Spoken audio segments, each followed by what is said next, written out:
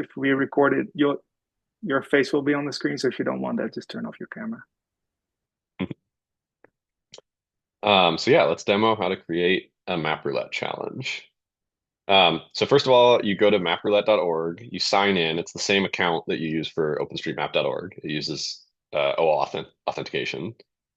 Um, and then under your account, like under your profile picture up here, you click this drop down and you click create and manage. And then if you sign up for if this is the first time you're using MapRoulette or if you haven't created a challenge before, I think you'll just have one project, which will be your username, like your challenges. You can go here and click add a challenge. And then the first thing you do is like name of your challenge. Um, so let's see. Um, I have something in mind, which is I was just doing an overpass query for this before. So I think what we'll do is park nodes without names. There's a lot of parks that are mapped in OpenStreetMap that are just a node, and it tells you that it's a leisure equals park, but it doesn't tell you anything about it, like what the park is named. So maybe I can create a challenge to ask like people in let's say in California, where there's a bunch of these, like maybe people who live there can go through and look at their hometown and add names to the parks that are missing. So the first thing is to add an overpass query. And this is kind of the first and hardest part of creating a challenge. There's a couple of other ways to make challenges, but I'm going to focus on using an overpass query to find things in OpenStreetMap and then direct mappers to go pay attention to those things and make some improvements. So I'm going to go over to overpassturbo.u and um, let's see, I'm going to save this for later. So I'm just going to comment out all of this code, ignore this. Uh, and I really need a better system for like saving my overpass queries, but this is my system is I just comment stuff out all the time.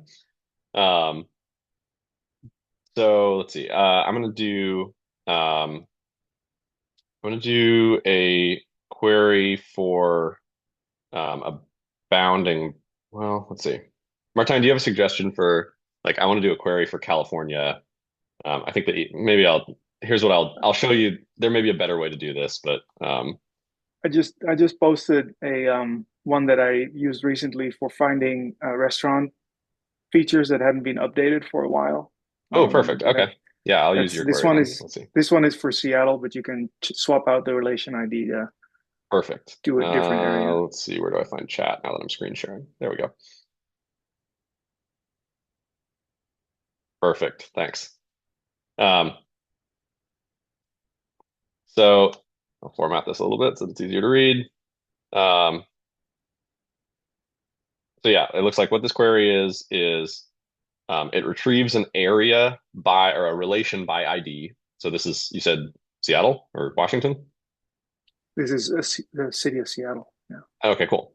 So you retrieve a relation by ID. You can look this ID up by going to openstreetmap.org and searching on Nominatum for the place you want it. Like if you type in California and then you click on the result, you'll find the relation for California or wherever you want to do. And then you use this map to area in Overpass that lets you convert a relation into something that um, you can filter geographically by. So now you can do this query for nodes and ways that are tagged amenity equals restaurant, and their last modified timestamp is before this 2018, January 1st, 2018. And then they're within this area that we created up here. Um, and then you output those things. And if you're using, if you're constructing an overpass query for MapRoulette, you need to make sure to use out meta at the very least, because that's the kind of the minimum required metadata for um, uh, actually out meta and out meta center works, but there's a few different incantations that would work depending on what kind of data your query is returning. Um, but anyway, that's what you need in order for MapRoulette to know what are the things and where are they so they can create tasks. Um, so I'll rename this. This is going to be restaurants uh, in Just to Seattle that just to haven't. butt in, Mhm. Jake, like this, if this seems daunting, this overpass stuff, um, there is this is sort of an intermediate overpass query, I would say probably, but there's also if you have a if you're working in QGIS or anything else, or you have an external data set, you can also see the option to upload GeoJSON instead of doing an overpass query, just to kind of make it sound maybe a little bit less intimidating. Yeah, that's a great call out. There's an overpass channel on the OpenStreetMap US Slack, and that has been a hugely helpful resource for me in learning the ins and outs of the overpass query syntax. I found it really hard to get started with, but by asking some questions there, I kind of got the hang of the basics, and you can do a lot with just a couple of tricks up your sleeve once you get going. Um, so there's a whole bunch of other stuff. Like this is a long form that lets you add a bunch of additional information to your challenge. But the most important thing are to write a description of your challenge. This is like a short description that people would see when they're browsing the list. So I'm going to say these restaurants. It's going to be full of typos, but that's okay. In Seattle, haven't been touched in a while. Please have a look at them and update them if they are out of date.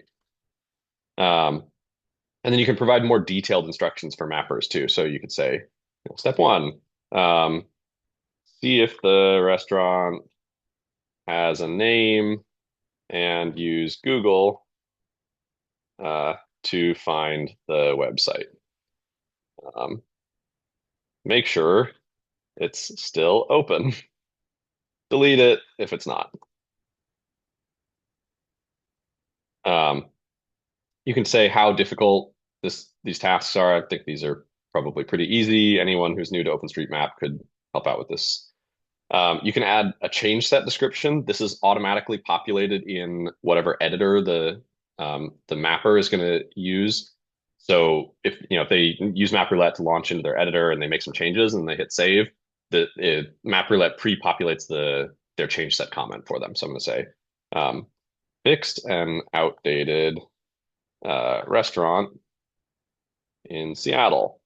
And then you can leave this check that says automatically append the MapRoulette hashtag to their change set comment. So that helps us find edits that are being made with MapRoulette.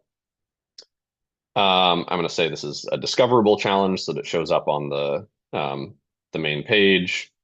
I can add some additional keywords like amenity, restaurant. This is keywords that let people find this challenge in MapRoulette. We'll use the default base map. There's a whole bunch of other, you can customize task priorities. But all of this stuff is optional, basically. And then this is important. You check this box at the bottom that says, I understand that this MapRoulette, depending on how you're using it, could be construed as an automated edit or an organized edit. And OpenStreetMap has community norms around making large scale changes. So if you're using this tool to fix up data that the community already agrees on how to tag something, and you're just helping to correct things that are old or mistagged or have typos or like obvious errors in them, that's great. But if you're using MapRoulette to rally a community of mappers to change something in a large scale that you believe should be tagged differently, that's something that you definitely want to discuss thoroughly with the community first. You want to make a post on the community forums, make a proposal, that sort of thing. So I'm going to check that box and say, I understand the automated edits code of conduct, and then finish. Oops. And it wants my detailed instructions to be longer. So I'm just going to copy paste what I wrote twice in the interest of time. And I'm also going to make this not discoverable because I don't actually want people to go map these tasks because I haven't really done my due diligence in creating this. So you click finish, and then this is what you see. It's building tasks. So it's running the overpass query that I gave it, and it's finding all those features and creating MapRoulette tasks for each one of them. And then they show up on this map. It looks like it found a bunch of amenities in Seattle. Maybe I'll click on one of them and say inspect task just to make sure that it looks like what I expect it to. You can see the instructions I wrote over on the sidebar here. Um, this is the um, embedded rapid editor, which looks a little funny because I've zoomed in for you so that the text is easier to read. But um, and look at that. So when I go to map this task, this is a restaurant in Seattle that presumably hasn't been updated in a while.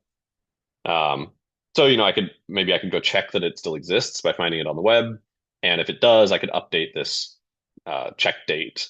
And if I can find additional information about it, like what hours it's open, I could add that stuff too. And that's basically it. This challenge um, is now ready to start. If I click on this link, this is what it would look like for people who discover the challenge through MapRoulette. Um, so you can see where the tasks are. You can see that short description that I wrote.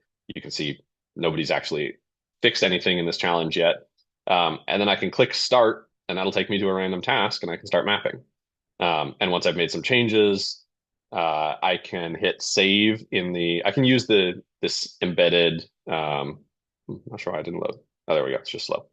I can use the embedded rapid editor to make my changes, or I can pick whatever editor I like from this dropdown and launch that. And then if I make some edits and save them, once I do that, I can click I fixed it, and that will mark this task as complete. And I can move on to another task. And then anyone else who's using MapRoulette also knows they don't have to go look at this thing because someone already did. And there's other options too. If you can't fix the task or if someone else already fixed it, um, you can mark those cases as well. So that's about it. That's kind of the basics of creating a MapRoulette task. Um, Anyone have any questions about that? Want me to go back over anything?